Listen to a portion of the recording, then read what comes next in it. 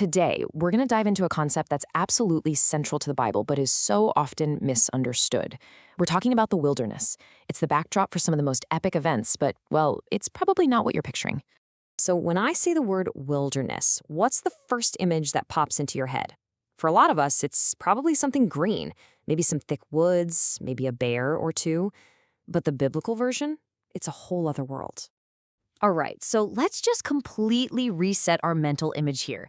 Forget about the trees and the lakes. I want you to picture a huge, dry, beige desert, a place so barren and massive you could get lost in a heartbeat. This is the stage we're talking about. You see, this harsh landscape isn't just a spot on a map. It's defined by this incredible paradox, a deep tension that you see all through the Bible. And the theologian Walter Brueggemann just nailed it with one simple phrase. Think about that for a second. Having nothing but lacking nothing. This one idea perfectly captures the two-sided nature of the wilderness. It's a place where you're stripped of absolutely everything, yet somehow it's also where you find complete provision. This paradox, it's the key to understanding all of it. So, it's kind of like a coin with two totally different sides. On one hand, the wilderness is a place of serious peril. We're talking testing, temptation, desolation, even a place where demons are said to hang out. It's the symbol of everything hostile to life.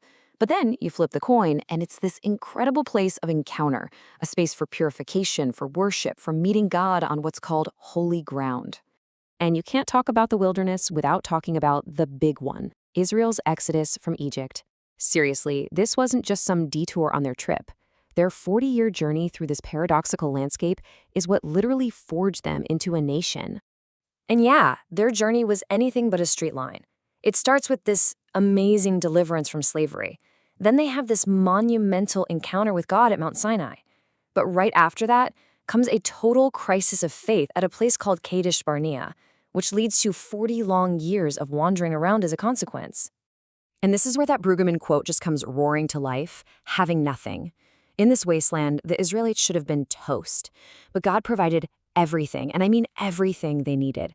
Water literally came from a rock, food called manna fell from the sky, and they were guided by a pillar of cloud and fire. They lacked absolutely nothing. But here's the crazy part. Even with this constant, miraculous provision, what did the people do?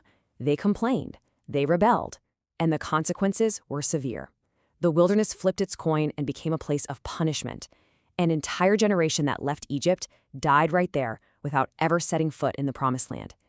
It's just this stark, tragic contrast. So it's not all about these huge national dramas.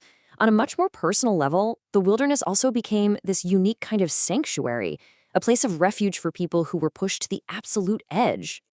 I mean, can you imagine? You've got David on the run for his life from King Saul, hiding out in the Judean wilderness. And it's there, in that physically parched land, that he uses his intense thirst as this beautiful, powerful metaphor for his even deeper spiritual thirst for God. And this idea that the wilderness is a place of purity, it didn't just fade away. Centuries later, you had groups like the Qumran community, the folks who gave us the Dead Sea Scrolls.